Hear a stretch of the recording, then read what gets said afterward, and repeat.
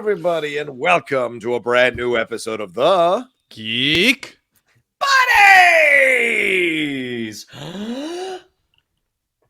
Hey! We're back at it again, all three of us on the same coast for the first time in a few weeks, and we are excited to jump into so many things going on in the world of entertainment. A lot of shocking stuff, certainly, to talk about. Victoria Alonso's exit from Marvel, Damon Lindelof leaving a Star Wars movie right as we're about to go in to Star Wars Celebration in London a couple of weeks from now. We're also going to talk a little some trailers that dropped and also get into a bunch of other stuff that's happening in the world of entertainment that completely flew out of my mind. But we're going to talk the Shazam 2 nonsense that's going on as well. So we're going to jump into all of that stuff here on the Geek Buddies. But let's introduce ourselves. I am the Outlaw John Rocha, writer, producer, and host here on the Geek Buddies. I am Michael Vogel. I'm a writer and producer of animated TV shows and movies.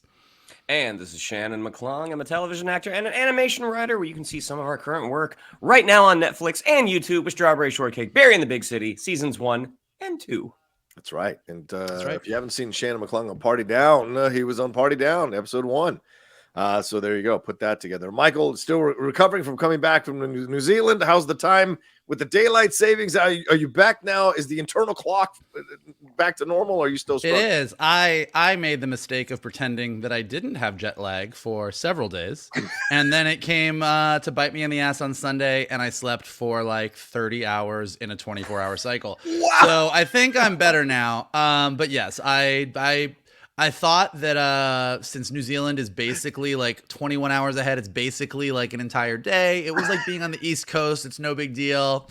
Came back, thought I could just sort of like power through, and I managed to power through for a good 3.5 days. And then I woke up Sunday morning and my body was like, what the fuck?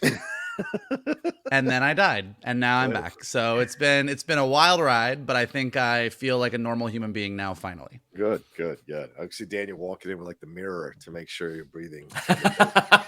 Yeah, let's get into things here. The way the show works, for those of you who are new, welcome to Geek Buddies. For those of you who've been with us for a while, thank you very much for staying on the train. The way the show works is each of us brings up a geek news item, then we take a break and jump into our main topic. And today our main topic is going to be breaking down the Victoria Alonso exit and what this means for Marvel and speculating why this might have happened and some of the conflicting stories around her exit, as well as this information is coming up piecemeal over the last few days. But Michael Vogel, I think you're kicking things off for us first. I am. So, Star Wars guys. What are they doing? We don't know. It was just announced, as Johnny said, as we are getting ready to dive into Star Wars Celebration, that Damon Lindelof and Justin Britt Gibson, who were writing the next big Star Wars movie that is being directed by Sharmeen Obaid-Chinoy, have left.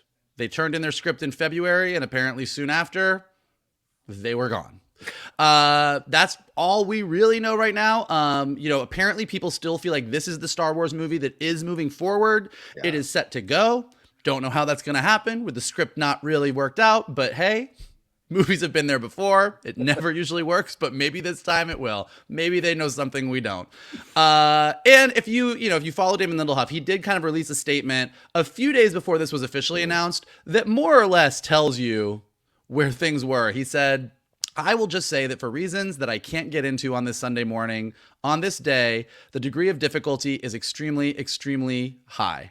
If the film can't be great, it shouldn't exist. That's all I'll say, because I have the same association with Star Wars as you do, which is it's the first movie I saw sitting in my dad's lap, 4 years old, May of 1977. I think it's possible that sometimes when you hold something in such high reverence and esteem, you start to get in the kitchen and you just go, maybe I shouldn't be cooking. Maybe I should just be eating. We'll just leave it at that point. So that's what we know. I think when we come out of Star Wars Celebration, we're going to have hopefully at least a sense of what the direction post Rise of Skywalker might be.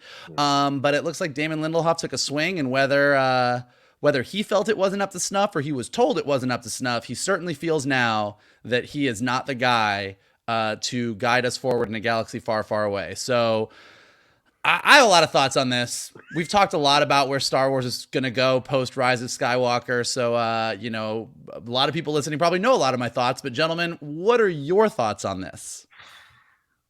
Go ahead, Shannon.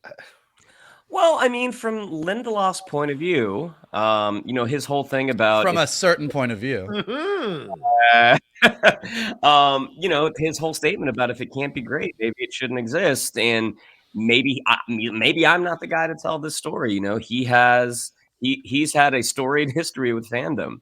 You look at his experience with Lost and the plan that he and Carlton Cuse wanted to do versus what ABC wanted, and there was a degree of compromise that happened, and ultimately for them, it didn't turn out well. I mean, I don't think anybody goes back and is like raring for a rewatch of Lost because of those last couple seasons, the seasons that tied the show up. So from his point of view, it's actually, I think it's kind of smart. It's just like, look, if where my head is not where it needs to be to get this project going forward. I mean, even like with his Watchmen, the show was incredibly successful. HBO, wanted another season, and he was just like, no. He's like, I don't think there's a story here. If you all want to take the ball and run, like obviously Watchmen wasn't his. He's like, if you want to take the ball and run, go for it. And HBO, to their credit, was like, yeah, maybe we're not gonna do anything. We're just gonna let this, this extended sequel live on its own. As for Star Wars, I mean, it's interesting that the movie is still going to happen because I'd heard varying reports that whatever the idea was, that it was his idea. Yeah. So whether or not that is actually true, I don't think we have definitive confirmation on that. But if it's his idea and they want to take the ball and run, it's like, okay, great. He'll probably end up still having some sort of, producer credit on it. But yeah, I mean, if it wasn't his idea and Star Wars still sees this story that they want to tell, like this is the one, even though like we didn't get exactly the result that we wanted from this writer, we still feel like this is the story. So I think they're aware of the announced Kevin Feige's doing a Star Wars movie. Just kidding. Patty Jenkins doing a Star Wars movie. Just kidding. I think they've probably learned a lesson in terms of maybe let's not announce something until we're sure it's going. So yeah, it'll be really interesting to see what happens coming out of Star Wars Celebration, which Johnny will be able to give us a firsthand report. Well, we'll see. Let's just say that's all in flux right now. But certainly, I'll be watching the panels. I don't know if I'll actually breaking news for me and Shannon. I might not be in London anymore.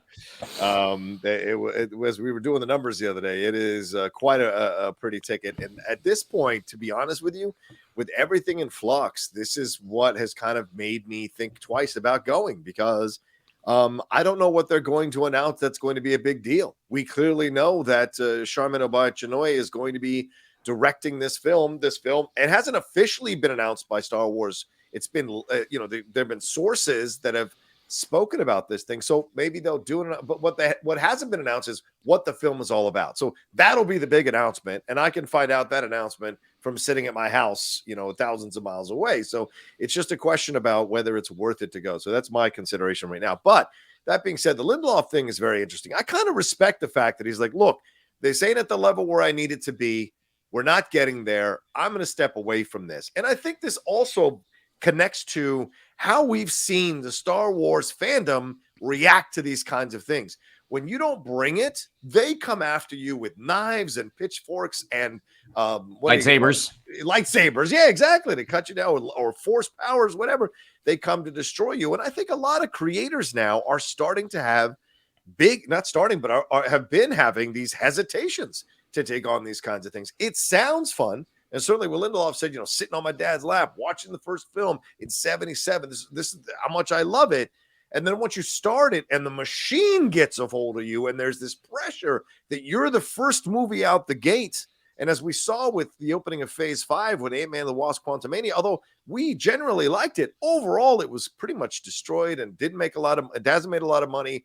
And so there's this frustration around it. So do you want to be the person that comes back and just once again, the film doesn't kind of come up to snuff, and then you're looked at as another person who was involved with Star Wars who didn't get the job done on the film side? So it's a lot of pressure. The Patty Jenkins thing, certainly, I think there's a lot of reasons for why that went down. The Feige thing is because Phase 4 and already Phase 5 have not started out well or not gone well. So there's going to be more focus And we'll get to that later on with the Victoria Alonso story. So to me, this feels like Damon Lindelof took this whole thing, figured out that it wasn't really going the way he wanted it to go. Maybe he didn't have enough autonomy. Maybe it's that he's having to answer to the people in charge and they're making changes to the script because they wanted to do this or that. And he's like, fuck this. I can't work like this. I had this before with JJ and I'm not doing this again in this situation. So I'm going to let this go. And they've already got another writer. This is because we got this story above the line. My co-host on the hot mic, Jeff Snyder, he broke the story the other night, late at night, and when he got the news, and he already stated in his story that they've got another writer. They haven't announced who that writer is yet, but they've got another writer on board here. So, so those are my thoughts on this overall. Mikey, what are your thoughts? Well, I mean, we don't know for sure that Damon Lindelof walked away or was asked to walk away. So there's like, first of all, there's like his statement could have been exactly what you guys said, which is, I got a bunch of notes on this script and I realized this is not what they want me to do, is not what I want to do, and I walked away.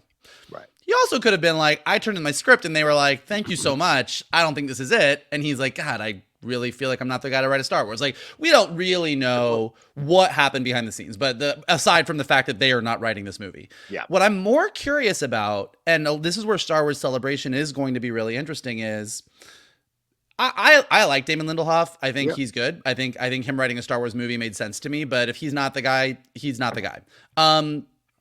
He and Britt Pearson. But what I'm more curious about is, do Lucasfilm and Disney have a direction? Yeah. And I think that's what it sounds like, whether it was Lindelof's idea and they're running with it, or it was not his idea and he was writing it, or whatever. It sounds like this is the movie. It sounds like they're like, this is the next chapter that we're telling. And so I'm going to be really curious to see, because I think that number one is, they need to move on from this idea that each movie is its own thing and needs to have its own auteur and whatever. Like, they need someone, whether that be Filoni and Favreau and Kennedy, or Chow and Bryce Dallas Howard and Filoni and Favreau, whoever the team is, they need a brain trust that's like, this is where the universe is going, and then bring in the people to execute it, because we need a direction for Star Wars. The other thing I'll say, and I'll just pull it right from Star Wars, like, I think Star Wars has a fear problem. And as Yoda says, like, fear leads to anger leads to hate leads to suffering, that leads to the dark side. And it's everything that you said, Johnny, is right, but it's also the death of creativity. Star Wars is so big, and we all have such a love of Star Wars, that the fear of failing outweighs the risk needed to take this franchise in a new direction. Yeah. Like, this franchise needs something major to shake it up. We've said this 1,000 times, like, no stormtroopers, no Skywalkers, no Empire, no rebellion, no resistance, no First Order. And on TV right now, we're making a pretty strong case that the New Republic wasn't working anyway. Yeah. So with no Empire and no New Republic and no Jedi Order, and only a handful of Jedis that might be running around, like, what is the universe? Like, it is wide open in a way that Star Wars has never quite been wide open before. And I think that wide open space is terrifying to Disney, to Lucasfilm, to Kathleen Kennedy. The only person, Favreau and Filoni might not be terrified. I think they've got some ideas. Yeah. So if they have a direction, I think that's part of the battle. And then I think people, and this is just a lesson for all creatives, like, you gotta deal with that fear.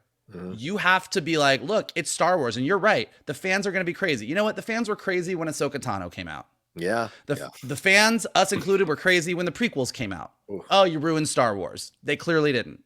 The new trilogy, I hate Rise of Skywalker. It didn't ruin Star Wars. Star Wars is still going strong. So you need to put the fear aside and take the big swings. And if you don't take the big swings, you're going to end up with something that doesn't please anybody. Yeah. So that's the lesson that I'm like wanting everyone to take out of this. But it does sound like, you know, based on Lindelof's statement, he got the, what do you call it in sports? He got the yips. You got the yips. Yeah. He got the yips. Look at him making a sports term. I mean, really, it's just because I've seen Tin Cup so many times. But yeah, it's the yips. That's a good movie. Well, yeah, and it's a shame, you know. With real quick with A.O. Scott, I did a thing on it last night. I just went live last night to talk about it on The Nation. And A.O. Scott retired from movie criticism because of a large part because of the fandoms and the attacks he was getting for not liking certain films. And I wonder at some point, is there a breaking point for these fandoms to realize the reason you're not getting better stuff is because you all are absolutely destroying people who come up to try to do different things with things you hold so precious, like Gollum in your fucking caves. And eventually that's got to break because, like you said, Mike, a lot of creatives are going to be like, fuck that. Why would I want? I'm not going to create something different over here where I'm not going to have to deal with this nonsense. So hopefully, this does get resolved at some point and people move past it. And more people need to speak out about it, for God's sakes. All right, well, let's take a break. We're going to jump into some more madness. Marvel on the DC side of things right after this. Do do do do do do do do do. It's very well done. It's very well done. All right, well, let's jump into my turn. Let's jump into some Shazam, Fury of the Gods stuff. Well, clearly the news reports over the last couple of days. This is wild. I'm just going to say right now, this is all wild. Weird, wild stuff. But yeah, over the last few days, we have seen Shazam Fury of the Gods underperform at the box office. And the narrative now has become, it is Dwayne Johnson's fault. It is The Rock's fault because he did not approve a post-credit scene. And by the way, we're going to spoil a little bit of the movie for those of you who care or don't care, but a post-credit scene was supposed to happen with members of the JSA coming up to recruit Shazam into the JSA, which is so weird, especially on the heels of Black Adam not doing well at the box office. But anyway, they come out, and Zachery Levi reposted this story on his Instagram, essentially confirming it and saying, the truth shall set you free. Yeah, Zachery, the truth shall set you free as well, and went after The Rock for this. Now, it's so fascinating. For me, I tweeted out this because to me, the optics of having a bunch of white creators blame a black man for a film he wasn't even in for underperforming drives me a little insane. Sandberg, David F. Sandberg, to his credit, and I'm going to say it's racist, I'm just saying the optics of it all, but David Sandberg, to his credit, has not come out and been like, yeah, The Rock did this, The Rock did that. He confirmed that they had to maneuver some things around for the post-credit scene, but in the end, it is what it is, and the film should be judged on its own for what it is.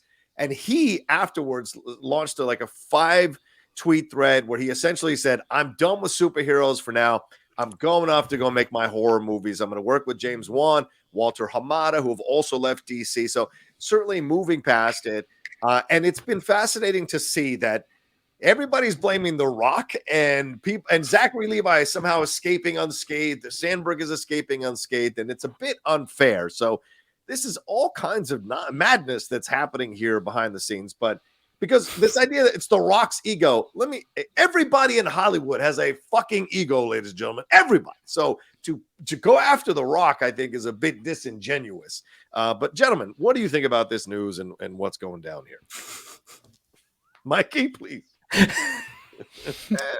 Well, I mean, I agree in part. I don't think that Shazam 2 failing at the box office is The Rock's fault. I think Shazam 2 failing at the box office is Shazam 2's fault. And I don't think Shazam being recruited by the JSA in the post-credit sequence, when the JSA barely makes a damn lick of sense in the DC universe anyway, was going to save this movie. Right. I think the entire concept that we've learned with Black Adam and with Shazam is a post-credit sequence is a post-credit sequence. It does not save your movie. Right. If your movie is great and it has a great post-credit sequence, awesome.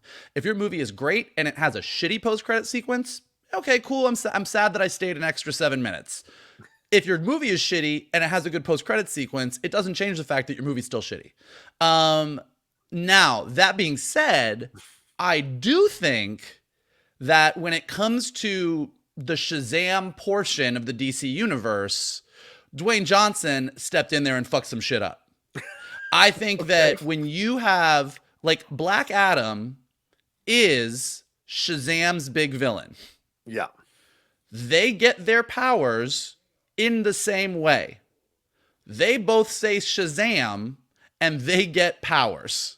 So when Black Adam comes out and says Shazam and Jaimin Hansu's chilling out there and everyone's like, nobody can beat him, and nobody mentions that there's somebody in the universe with the same powers. And from what everyone is saying, the reason that is because Dwayne Johnson was like, I want to do Batman versus Superman wasn't great, but Black Adam versus Superman is what everyone wants to see.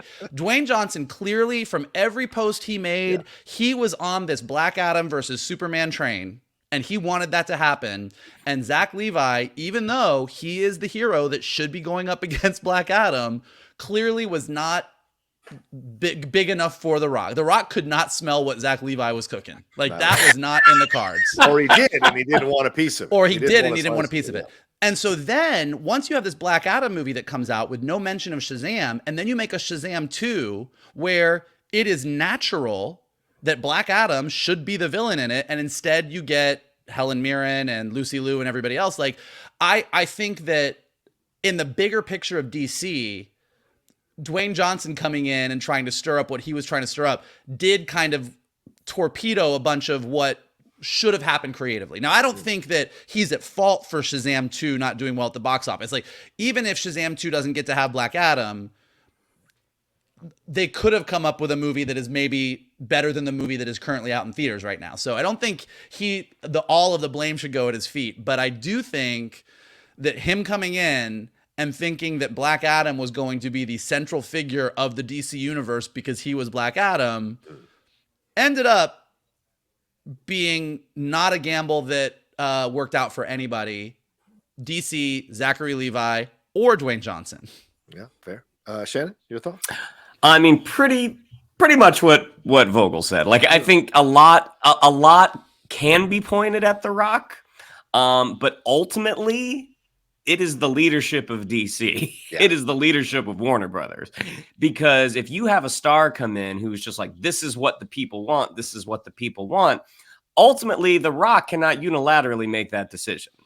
If you are trusting an actor who has an incredible career, who has done all, has spun off this incredible empire, but if you actually look at his movies where he is the guy, if it's not creatively blowing you over, then maybe that's not the guy you should be taking your story cues from. And the whole idea that, yes, I mean, there are so many things that could have gone, because Shazam 1, that's a cute movie. That's a cute family movie. Did I think Zachary Levi was the right guy? Not really, but it was good. It was good enough. Like, had they saved The Rock for the sequel, had The Rock been like, "Yep, I'm his main bad guy," like a Shazam 2 where he confronts Black Adam, that sounds like an interesting movie. An origin story for an anti-hero that isn't by and large known by the public, that could still work. Black Adam, it didn't, though. It just didn't. It just didn't quite work out. There is a universe where this all works out. It's just not the one we're living in.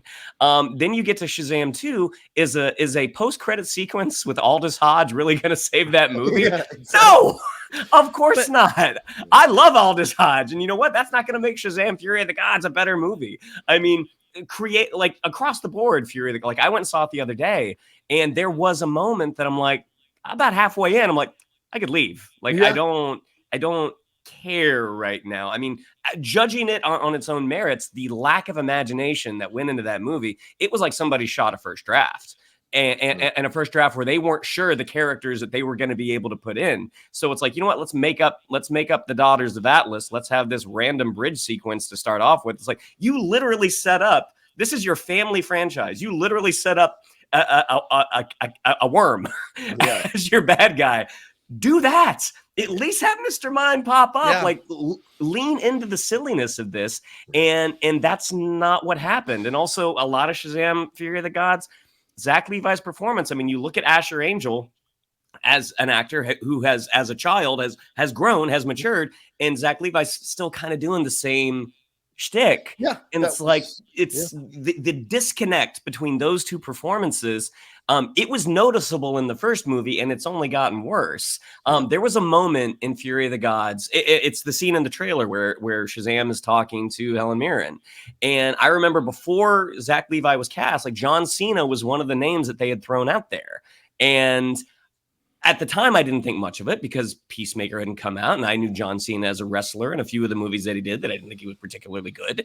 But watching that scene, I'm like, wow, now knowing what he was able to do with the place he was able to get to in Peacemaker, I'm like, I would have been curious to see John Cena do this. Because I'm like, maybe that would have been a little bit better. I mean, again, a lot of blame can be pointed at The Rock, but not the underperformance of this movie. But I mean, this movie just wasn't good.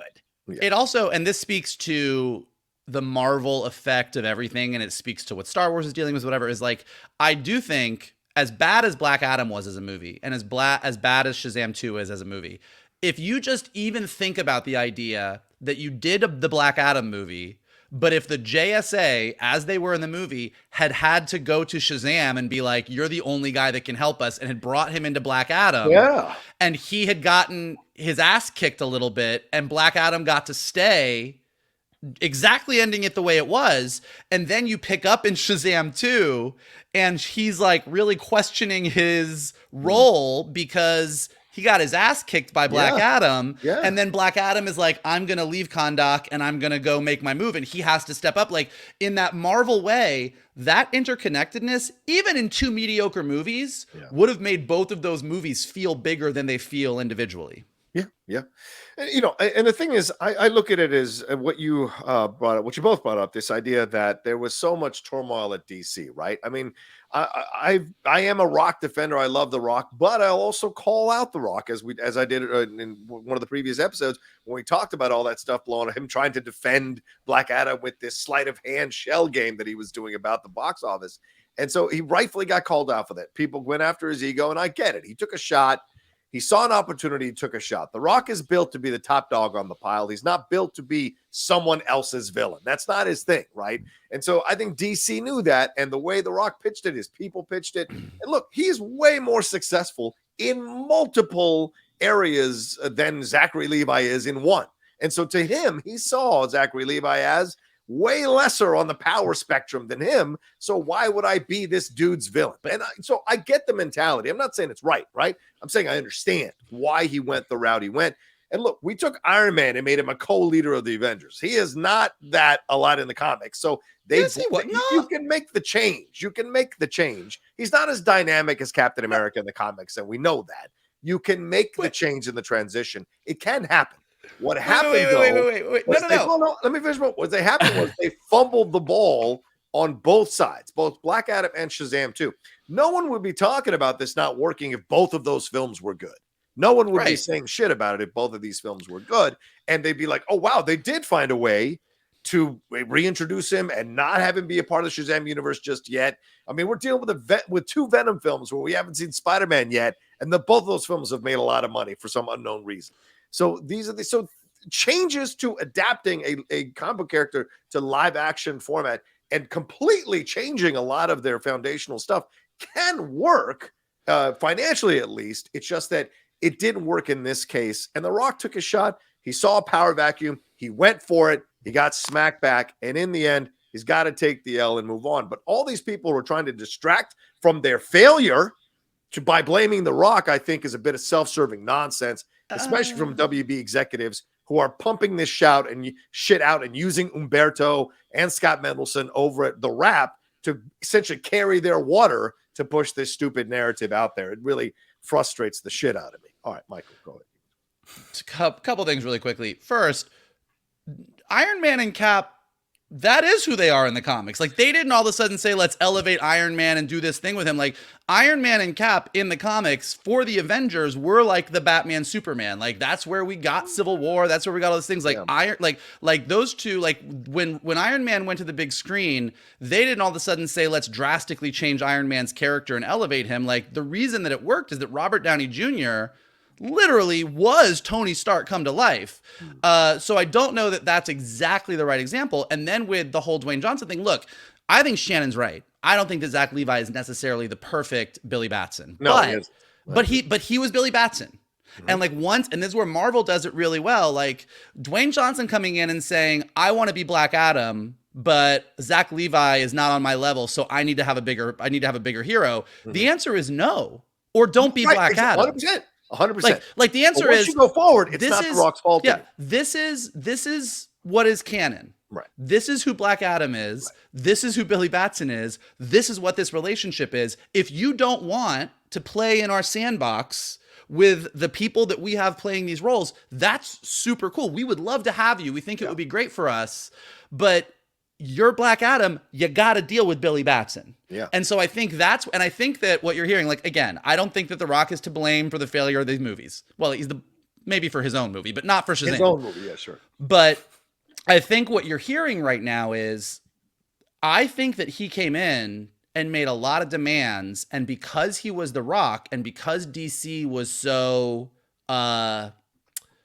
in flux, they were like, I guess let's just do it. He's The Rock. He's going to save DC. And I think he thought he was going to save DC. I think DC thought, I think everybody was like, he's going to save DC. And then you now have these two giant kind of turd burgers, and the truth of it is coming out, and everyone's like, hey, Lou, he demanded a lot of stuff that we didn't want to do. And like, look, it's their own fault for not putting their foot down too.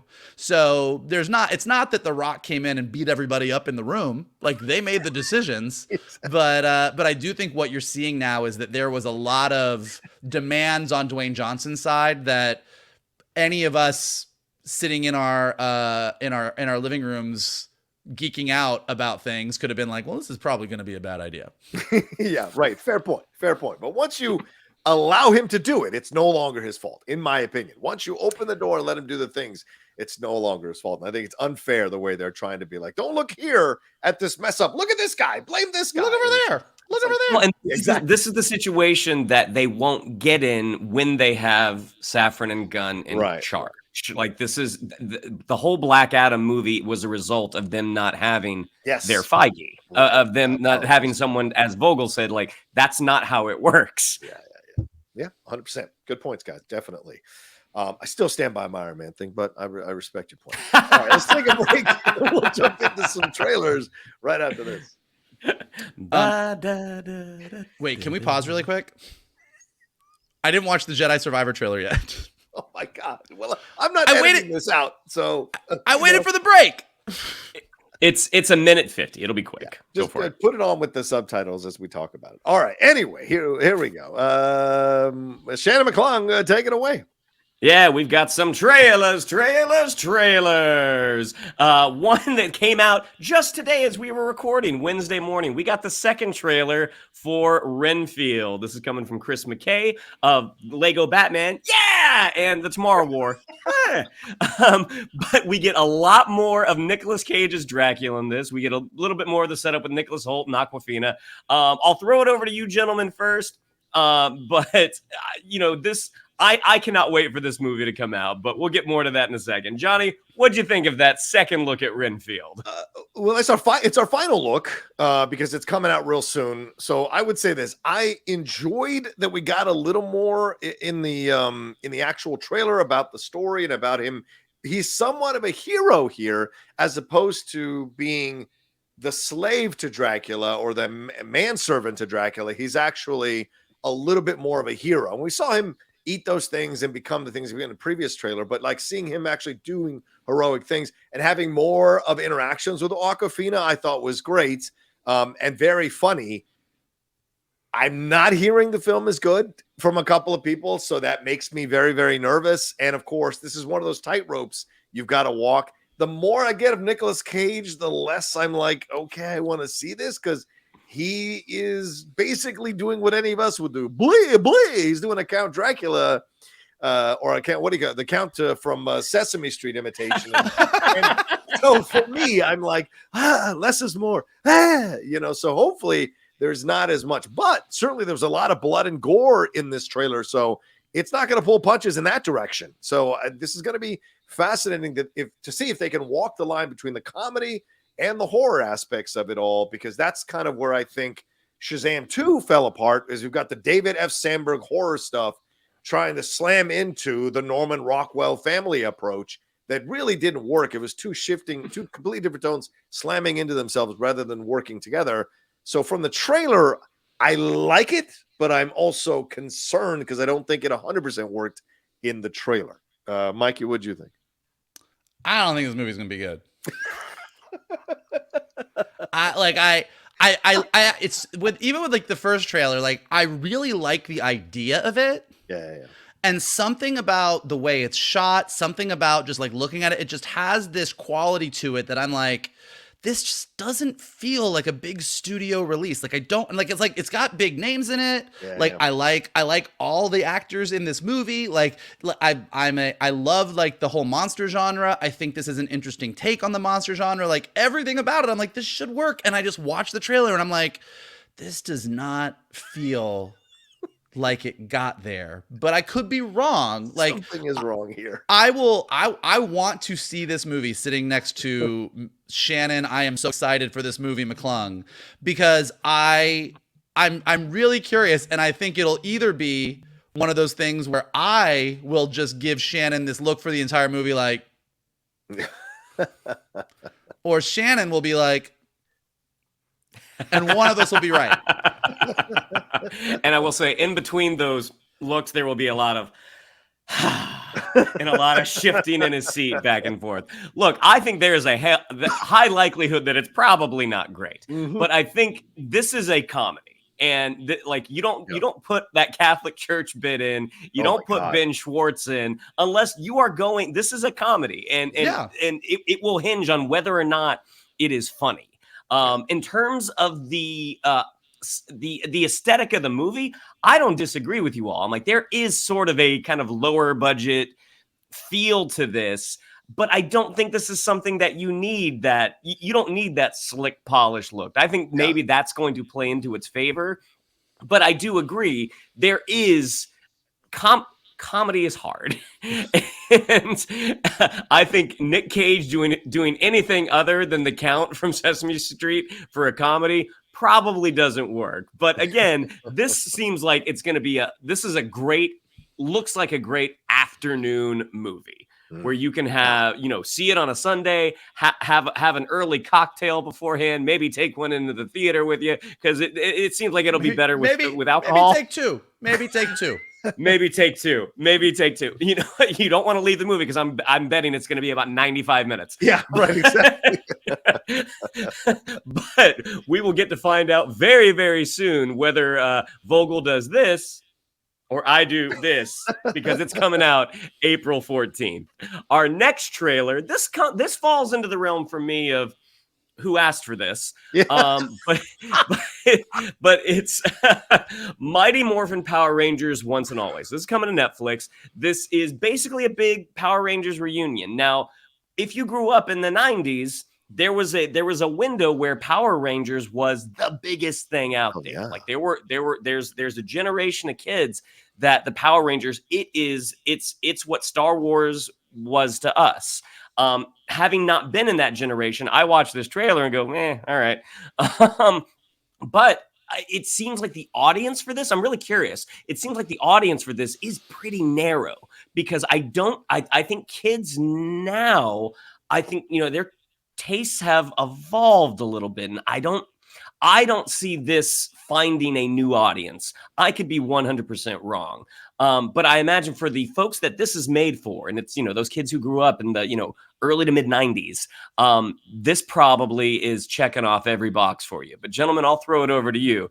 As two other guys who did not grow up in the early to mid 90s, what did you think of our look at Mighty Morphin Power Rangers Once and Always? Johnny? Hey. Here's what I'll tell you. I'm not a Power Rangers person, so I shouldn't speak on this too much. All I'll say is this. Sometimes people try to reboot your stuff that you started out and laid the foundation for, and they don't get the job done multiple times, so much so that it creates a desire in the fandom to go back to the beginning. And this is what I think they're taking advantage of, because there have been multiple attempts to reboot Mighty Morphin Power Rangers in different formats. Certainly the most recent one with the terrible Elizabeth Banks in that movie. I think they realized, okay, let's do something where we bring the cast back, and they're all older. Certainly Mike and I are enjoying Picard, as they've brought also a 90s show. They brought back the old cast to be a part of this, and it's been great. This looks like we're just going to keep this squarely and firmly in the 90s with a 90s sensibility, with the 90s moments of ending scenes.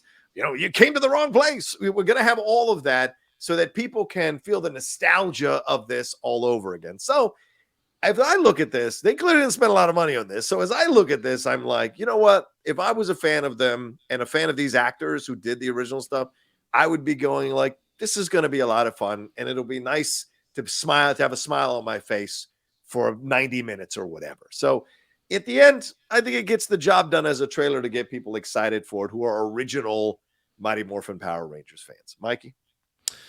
Yeah, I mean, it's, to use Scream terminology, it's not a reboot, it's a requel. And so, I mean, they are just doing the same thing that every other franchise has done. Like, we're not living in an era where we want reboots. I don't want to see a new version of Star Wars. I don't want a new version of Scream. I don't want a new version. Like, we're getting the requels. We're getting the handoff. We're getting here's the new cast. Here's the old. I get the nostalgia of these people I grew up with showing up as adults. They get to hand off to a new cast. The new cast gets to run with the ball. And that's clearly what they're going for. I think one of the differences, and Netflix has done this a few times. It's really interesting. So where Scream or Star Wars, because we talk so much about it, does it like they take the old characters, but they put them in this brand new shiny universe. Like, here's the new version. Here's the new version. Here's Force Awakens. Here's Scream 5 and Scream 6. But they've updated everything, so it's modern, so that they're trying to get that new audience as well. Netflix, they did a similar thing with the Kevin Smith Masters of the Universe, where they really went and they said, look, we are going to do an animation style. We are aiming to hit that 80s, but a better animation than the 80s, but we're aiming for that 80s vibe. Yeah. And that is really squarely kind of only for the old fans. And that's great. Like, if that's what they're doing, and that's what this feels like. Like, if you grew up as a Power Rangers person, which as Shannon said, we just missed that window, maybe more than just, but we missed the window. But if I was someone who grew up, someone who grew up with the Power Rangers, like some of my younger friends have, like, I think I'd be super excited for this. I think I'd be like, fuck, I'm in. And they are very clearly making it look like the old school Power Rangers. I think had they taken the original cast, brought them in, and maybe spent a bit more money or like worked to make it feel a bit more updated and really tried to make it feel like more of a handoff, maybe this would be something that would be spinning into, and now we have a new generation of Power Rangers fans. But that doesn't really seem like what they're going for. That's like that. It seems like they're like, look, I don't know that we're going to get a whole new generation of Power Rangers fans, so let's just do this for the hardcore fans. And if that's what they're doing, and a bunch of people are going to be super thrilled to go like relive their youth watching this thing, like, I am all on board for it. Rita Repulsa your little heart out. It may be that Netflix is, because Netflix is coming out right with this one, Shannon. So it seems like Netflix is getting in the business of doing movies from these like TV series. Because I just watched the Luther movie, Luther the Fallen Son, and I thought it was a good entry into the Luther series, a Luther franchise, without it being a series. So if this may be a pattern that Netflix is developing, where they kind of bring and do these movies from these TV shows, but don't do full series as a way of keeping the cost down. So we'll see. Well, we'll all get to find out. Maybe all's a broad term. But Mighty Morphin Power Rangers Once and Always will be available on Netflix starting April 19th. And that brings us to our last trailer, our second look at Star Wars Jedi Survivor. And there it goes. That first trailer, that was kind of our announcement. This one, we get a little bit more of the story, that we have Cal Kestis 5 years after. Well, there. Well, shall we just keep going? What do you think, Mikey? I say let's wait for Johnny to read. Okay. Oh, goodness. All right, let's go. Sorry about that. There we go. Okay. Star Wars Jet. No, I got you. You're good. I'm not editing this. Go. Oh, we're not editing it. So Shannon and I just sat around like idiots. This is going to be 11 gigabytes. Oh, God, you guys. What a fucking day. What a fucking day. The three of us get back together, and it's the wild, wild west on the Geek Buddies. Jesus Christ. Much like the planet that Cal Kestis crash lands on in Star Wars Jedi Survivor. We get a look at some characters from the first game. We get a look at some new characters. One who's played by our good buddy Noshir Dalal, who is Vice Admiral Rampart in the Bad Batch. The game looks incredible. I wish I wasn't getting older, so I wouldn't get motion sick because the game looks like it's a blast. But gentlemen, what did you think at our second look at Star Wars Jedi Survivor? I'm still trying to deal with the fact that you're getting too old for video games. It's frustrating. The spirit is willing, the body is not. I mean, really? That bad? Yeah, I can play for about 15 minutes and then I start to feel sick. That's it? We have a hard out in 24 minutes, so just throw it in. We got a big topic to discuss. So let's keep this to 60 seconds. It looks great. I'm excited to see it, to play it. It comes out real soon, and I can't wait to get my hands. I got to finish Fallen Order first, and then so I can be ready for Jedi Survivor. But there's apparently some new characters in this, some returning characters in this as well, and some new locations that we might be going to. One of them that stood out to me was Moraband, some of that desert planet or whatever that they shot. That could be Moraband, which is an ancient Sith planet. So will that be Moraband, or is that going to be another thing? So I'm going to be very curious to see that. So, and who is the big villain? A lot of people are saying it's a former Jedi. So which former Jedi is going to be the big villain in this? So just a lot of curious, but the gameplay looks incredible. The graphics look fantastic. The design of it all looks stellar. So I can't wait to get my hands on it and play it. Mikey, your thoughts? Yeah, I mean, I loved the first game. It was one of the most fun games I've played in recent memory. So I'm stoked. I'm on board. I was already on board before this trailer came out. But yeah, I agree. The graphics look incredible. It really looks amazing. And look, per our earlier conversation about the Star Wars movies and Lindelof and everything, I think that in the world of video games, in publishing in the High Republic, you're seeing that where there's not that pressure to deliver something that's perfect, you're seeing people take chances, create characters, have these big swings. And I think Fallen Order and Survivor are doing that. Like they're telling a great Star Wars story. And like, much like people who are fans of The Last of Us were so satisfied watching Last of Us on HBO, there are creators that are creating epic Star Wars tales in video games and publishing and everywhere else.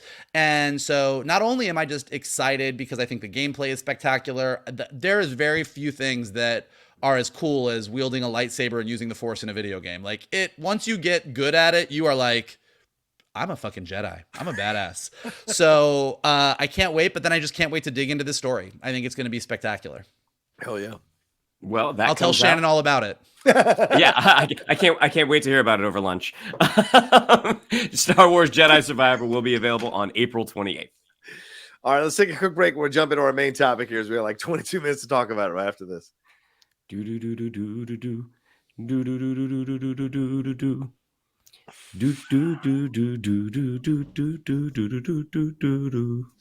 good. That's good.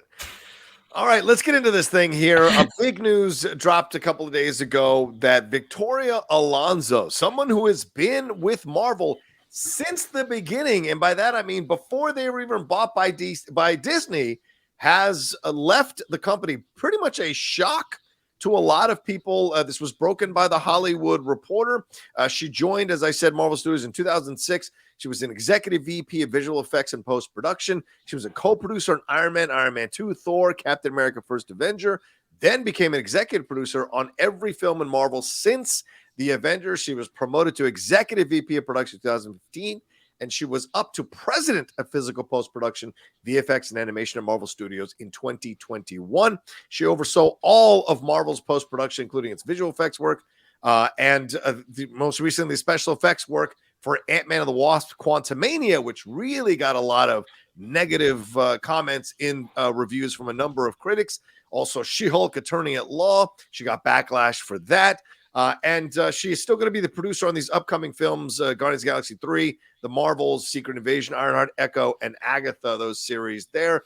She also recently produced Argentina 1985, which was nominated for a Best International Film Oscar, but won a Golden Globe for Best Foreign Language Film. And of course, she is a gay woman who is, and she is of South American origin, just as my parents were or are. And so she was pushed really hard for representation over phase 4 into phase 5. She was big in the Don't Say Gay, in pushing back on the Don't Say Gay bill in Florida. She said, as long as I'm at Marvel Studios, I will fight for representation. And according to Jeff Snyder over at Above the Line, breaking this thing down, talking about the situation with her, she had come under fire for Marvel's approach for visual effects that's been described as, quote, pixel fucking, a micromanaging process that saw Victoria Alonso and Kevin Feige personally overseeing every shot. And Chris Lee, who's a Vulture reporter and did that fantastic article about Marvel and their FX situations, his sources, according to him on Twitter, described Alonso as, quote, as singularly responsible for Marvel's toxic work environment, a kingmaker who rewarded unquestioning fealty with an avalanche of work, but also maintained the blacklist that kept FX pros wild-eyed with fear. But Joanna Robinson, who's a writer for The Ringer and working on a Marvel book, countered him by saying this is just the absolutely opposite of what I've heard from every person who has ever worked with her. I'd call it a gross mischaracterization. So this is such an interesting moment here in the history of Marvel right now with everything that's going on. Mike and Shannon, what do you think about this? Is this an Iger thing? Is he cutting costs? Is this saying they don't want to go woke anymore? Like, what do you think this means with her walking away in such a shocking manner? I mean, well, it's one of those situations until she comes out and says, we'll never know. I mean, was it sort of she's being made kind of the sacrificial lamb for the underperformance of Ant-Man with some of the critical woes they've had with Phase 4? Or is it she's been with them since Iron Man? She produced an award-winning feature last year, and maybe she wanted to move on.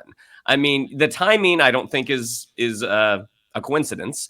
But yeah, I imagine being named in an article, whether or not that article holds merit or not, but being named in an article as being solely responsible for a problematic work environment, that probably doesn't feel great.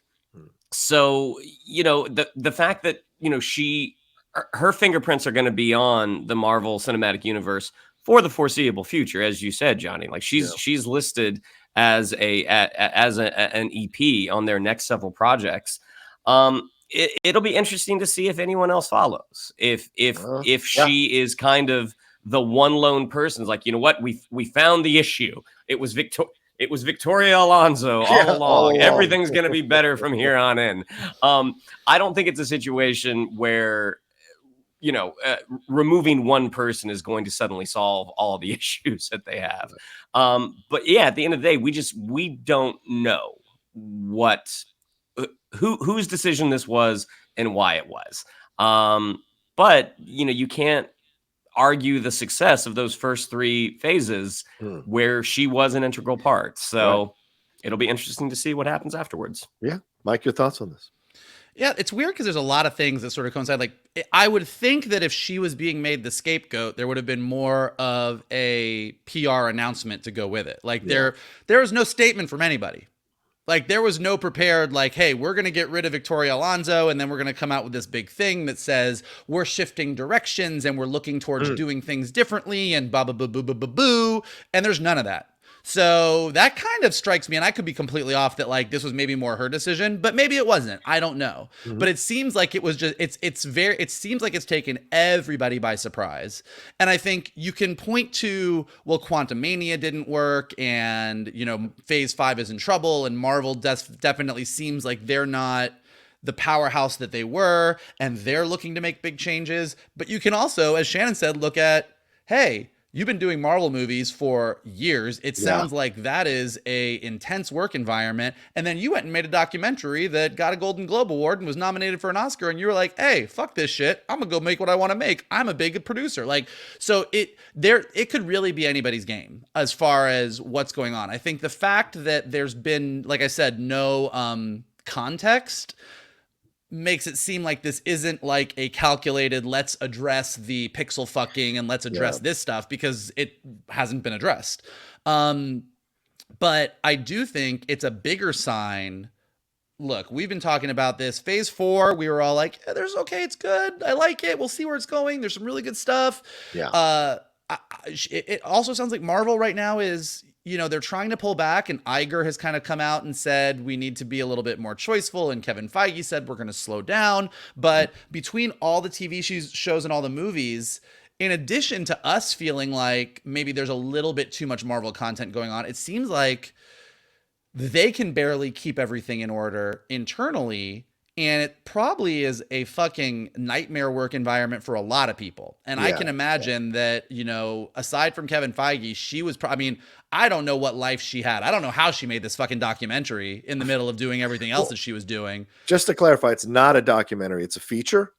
Sorry. I thought it was a documentary. Just to clarify, it's a feature about the juntas and about these lawyers who prosecuted the last military dictatorship in Argentina that lasted from 76 to 83, and they start the prosecution in 1985. So it's a feature film. So just let you. My bad. Well then, thank you for correcting me. Yeah. And even more to the point, I don't know how she made a whole fucking feature when she's literally over here being accused of approving every single shot of every single Marvel movie. So, you know, I imagine that for anybody after doing this for as long as some of them, and she is one of the main people, whether Marvel was like, it's time for you to go, or she was like, it's time for me to go, it definitely is a sign of things shifting internally at Marvel, which might be a sign that, like, you know, we'll see where things go. But in addition to the box office performance, in addition to all of us being a little bit lukewarm on several of the past big Marvel releases in the past year,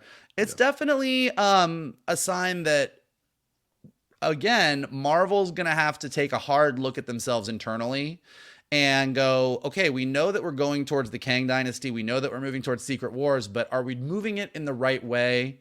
And are we making the right decisions?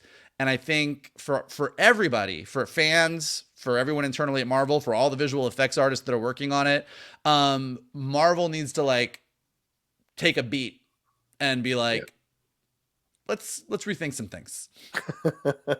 Yeah, I mean, it's interesting to me, and it has shades a little bit of what we saw or what we mentioned earlier in the show with The Rock. It feels like, let's find this person and blame. But I mean, she's a woman of color. She's from Argentina. She is gay, and so to me, it's like, if they moved her out and it's just a bad look. And now if she left on her own, I can understand that. And everyone was celebrating the return of Bob Iger, but Bob Iger has come back and said clearly he is going to cut costs.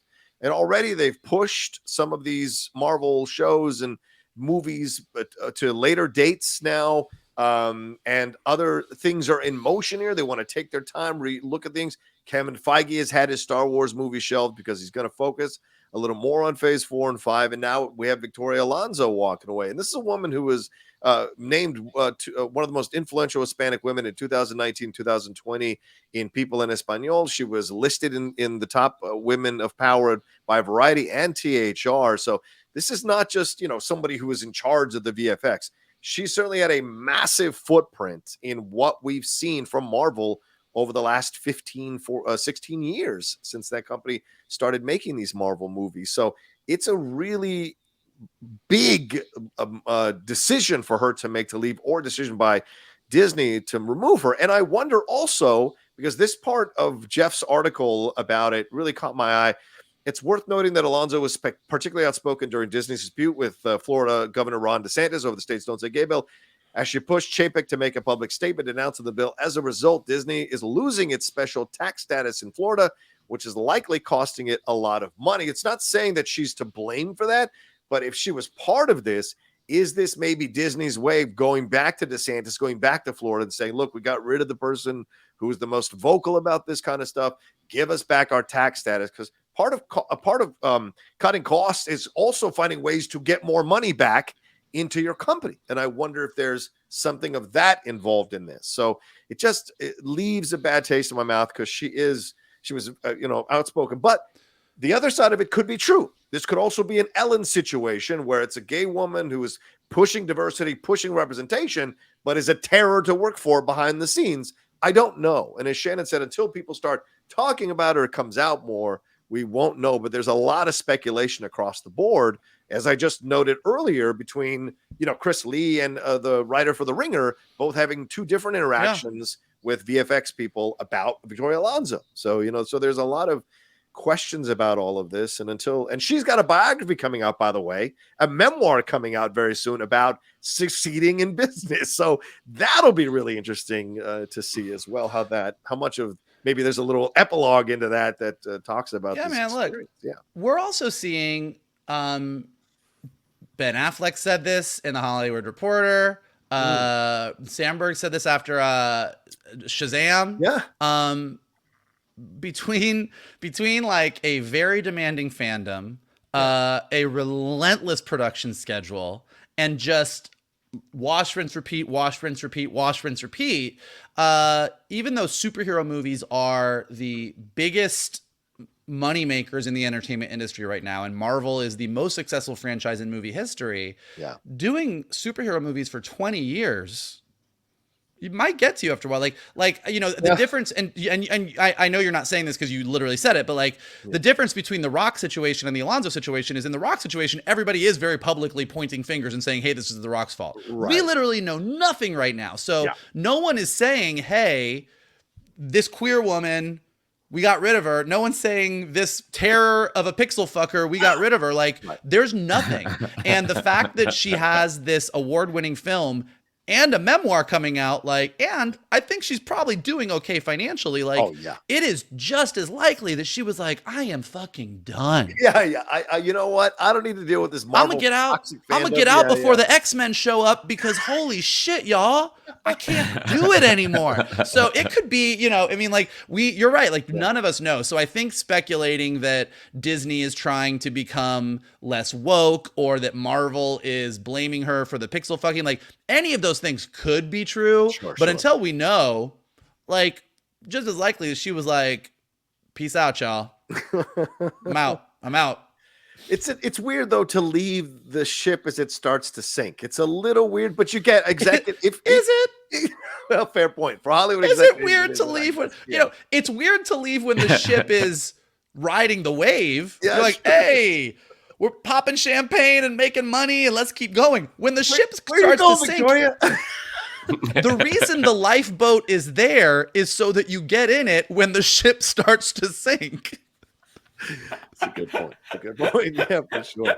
You're right. There's a lot of speculation, but certainly this just adds to more of the turmoil. I mean, listen, 100%. 2019 is not that far away. 4 years ago, Marvel was the fucking zenith of what everyone wanted to aspire to, and now it's just been a 4-year just stumble and fall. And and they've made advances on the diversity side of things as well. And here's the thing: you can have diversity, but you've got to do it well. It isn't just about having it. And I think sometimes there's been stumbles in that approach, or that desire to make that happen, or half-ass approach, we'll have a gay character, but they won't kiss anybody, and we won't deal with the relationship. We'll just, have them be really, really supportive, and then we'll move on. And so it's just those things that you're just like, which way are we going on this? And I can't help but think that nothing is in a vacuum, and I can't help but think they're starting to look at their bottom line in all of this, and they want to make it so that everybody can come see their stuff instead of trying to make statements about their stuff. But who knows? Shannon, any more words on this? Well, I mean, I don't think that. I mean, is Marvel doing diversity poorly? That's not. I don't think that's the reason that maybe the movies aren't succeeding. I think it's just ultimately some of the movies just weren't that great. Well, and they pushed away from the Valkyrie one. They don't really dive into that. AO, they didn't dive. But would that have saved the movie? Would that have saved Love and Thunder? If you're going to do it, at least do it, where you actually give it the proper attention and time and flesh it out. They did it with Wakanda Forever, right? They just oh yeah, these two are together. Peace, see you later. It's like, wait, what? So it's that kind of half-ass approach that doesn't ring true for the people who want to see that. So you're pissing one side off by having any gay representation, and you're pissing another side off by doing a half-ass gay representation. So it can affect, I think, your bottom line, possibly. So I don't know. I guess I don't see it. I don't think that if Valkyrie had a relationship in Love and Thunder, if they had explored that more, I don't think that saves that movie. I think that movie has bigger problems than the lack of a Valkyrie relationship. Yeah, I mean, look, I think there's it's an entire Geek Buddies topic on how to do it right and how to do it wrong.